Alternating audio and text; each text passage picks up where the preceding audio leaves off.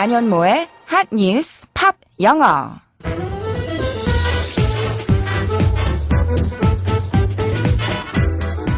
안녕하세요. 안현모입니다. 지난 2019년의 마지막 날 KTX의 정규직 전환을 요구하다가 해고됐던 승무원들이 모두 복직을 하게 됐죠. 무려 4,973일 만이었는데요. 10여 년간 이어져 온 투쟁이 해를 넘기기 전 다행히 막을 내리긴 했지만 그럼에도 여전히 힘겨운 싸움을 이어가고 있는 사람들이 남아 있습니다. 오늘의 한 뉴스로 지금 바로 알아볼게요.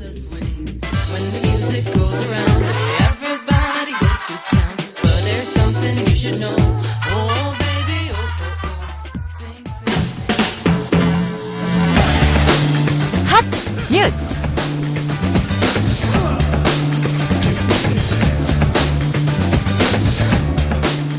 KTX 해고 승무원들과 한국철도공사, 코레일 간 정규직 전환에 대한 합의는 성공리에 이루어졌지만 특별 채용에서 제외된 승무원들은 근로자의 지위를 확인해달라는 소송에서 패소하고 말았습니다.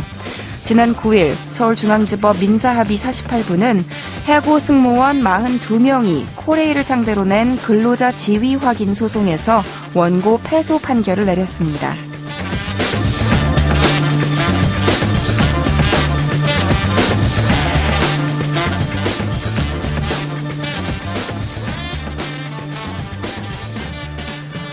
배경 설명을 좀 해드리자면요. 지난 2006년 코레일의 전신인 철도청이 KTX 승무원들에게 약속했던 정규직 전환 대신 자회사로의 이적을 유도했고요.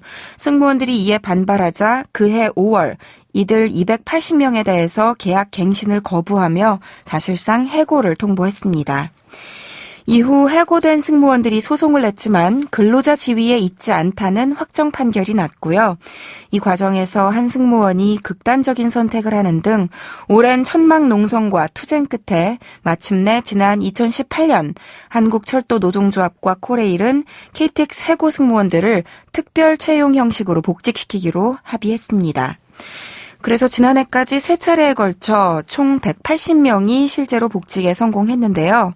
다만 채용에 결격 사유가 있거나 코레일 본사 또는 자회사에 취업한 경력이 있으면 채용에서 제외됐고 복직되지 않은 일부 승무원은 그래서 다시 소송을 제기했지만 법원이 이를 받아들이지 않았습니다.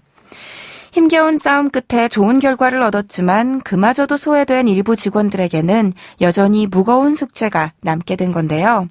오늘의 키워드송은 유명한 투쟁가인 조앤 바이즈의 We Shall Overcome으로 골라봤습니다. 노래 먼저 듣고 올게요.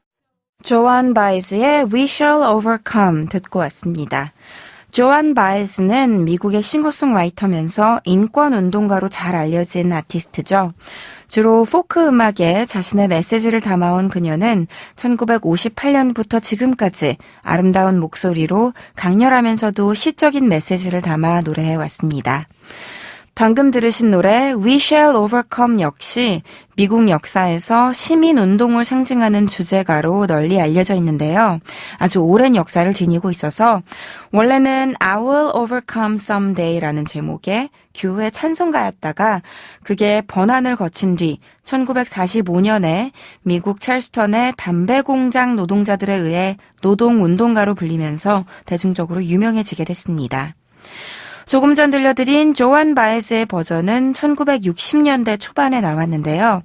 특별히 그녀가 콘서트에서 부른 라이브 트랙으로 들려드렸습니다. 잔잔한 가스펠 스타일로 진행되지만 그 어떤 강력한 사운드보다 더한 감동과 울림을 전해주는데요. 자, 그럼 이제부터 노래의 가사를 좀 살펴볼까요? 팝 영어. 제목 We Shall Overcome이 계속해서 반복되는데요. 우리말로 옮기면 우리는 극복하리라, 이겨내리라, 승리하리라 정도로 해석될 수 있습니다.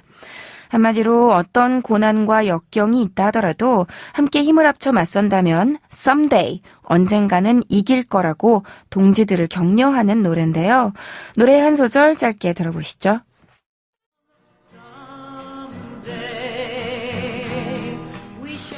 Oh, deep in my heart, I know that I do believe we shall overcome someday. 한 음절 정확하게 잘 들리시죠? 해석해보면 deep in my heart, 내 마음속 깊은 곳에서 I know, 나는 알아요. that, 무엇을 I do believe, 내가 믿는다는 것을요 라고 했습니다. 뭐를 믿냐면 we shall overcome someday, 우리가 언젠가는 이겨내리라는 걸요. 여기에서 I believe 라고 해도 되는 걸 I do believe 라고 한 건 강조하기 위해서였죠. 진짜로 믿는다, 정말로 믿는다 라는 의미로요. 전체적으로 어렵지 않은 대목이었는데요. 일단 deep in one's heart 하면 마음 깊이, 즉 진심으로, 진정으로, 속마음은 이런 뜻이죠. 더 깊다는 걸 강조하려면 deep down in one's heart 라고도 할 수 있고요. 또 heart 대신에 mind를 써서 deep in my mind 혹은 deep down in my mind라고 하기도 합니다. 아주 자주 들을 수 있는 표현이에요. 또 여기서 전치사 in을 inside로 바꿔서 deep inside my heart 혹은 deep inside my mind로 바꿔줘도 마찬가지고요. 아예 heart나 mind를 빼고 deep inside 혹은 deep down inside라고만 해도 괜찮습니다. 그리고 inside를 within으로 바꿔줘서 deep within이라고 하셔도 무방하고요. 아니면 아예 inside까지도 빼버리고 짧게 deep down이라고만 쓰기도 하니까 아주 다양하게 이리저리 변형이 가능하다는 거 알아두세요. 상황은 노래에서처럼 겉과 속이 같을 때도 물론 쓸 수 있지만 반대로 겉과 속이 다를 때도 사용 가능하겠죠. 예를 들어드리면 겉으로는 멀쩡한 척했지만 속 깊은 곳에서는 비참했다. 이런 말을 하고 싶을 때 I tried to act like everything was fine. 마치 모든 게 문제가 없는 것처럼 행동하려 노력했지만 but deep down inside I was miserable. 혹은 deep inside my heart I was crying. 울고 있었다. 이렇게 말씀하셔도 되고요. 노래에 나온 표현을 그대로 빌려서 Deep in my heart, I was just miserable. 아니면 Deep in my mind, I was feeling sad. 이런 식으로 말씀하셔도 마찬가지 의미가 됩니다. 이것 외에도 겉으로는 태연한 척했지만 속으로는 죽도록 겁이 났다. I tried to keep cool, but deep in my mind, I was scared as hell. 또는 표면적으로는 on the surface, 인생이 제대로 굴러가는 것 같았지만 my life was going well, 그러나 속에서는 거짓말을 하고 있었다. But deep inside my mind, I was lying. 이런 식으로 얼마든지 장문하시면 됩니다. 이 부분 다시 한번 들어볼까요? Deep in my heart, I know that I do believe we shall overcome someday. 또랑또랑하게 노랫말이 전달이 됐을 텐데요. 그렇지만 아직 제목에 포함되어 있는 shall이라는 조동사가 좀 낯설다는 분들도 계실 거예요. 일상 회화에서는 자주 들을 일이 없으니까요. shall, shall은요, 조금 까다로운 녀석이라서요. 주어가 뭐냐에 따라서, 게다가 문장의 형태가 무엇이냐에 따라서 역할이 조금씩 달라집니다. 우선 노래에서처럼 1인칭이 주어일 때, 다시 말해서 I, 나나, we, 우리가 주어일 때는 단순히 미래에 대해서 예측하는 거예요. 우리에게 보다 더 친숙한 will과 별반 차이가 없이 무엇일 것이다, 무엇일 테다 라는 의미로요. 다만 점점 이 shall이 현대 영어, 특히 미국식 영어에서는 사라지고 있기 때문에 살짝 더 구식으로 격식체의 느낌을 풍긴다는 특징이 있습니다. 이런 문장이라면 대화할 때 그냥 will로 말하면 되지 굳이 shall로 말할 필요가 없는 거죠. 하지만 영화나 책에서는 수도 없이 접할 테니까 적어도 이해는 할 수 있어야 되고요. 요즘에도 남아있는 용례가 의문문일 때입니다. I나 we를 주어로 하는 의문문에서 shall이 쓰이게 되면 가벼운 제안이나 제의를 뜻합니다. 뭐뭐 할까요? 뭐뭐 해도 될까요? 라고 상대의 동의를 구하는 거예요. 너무나도 익숙한 예시가 Shall we dance? 우리 춤출까요? 라는 문장이죠. 또 그보다 일상적으로는 자리를 마치고 나서 이제 일어날까요? 이제 가실까요? Shall we go now? 라는 문장을 심심치 않게 들을 수 있고요.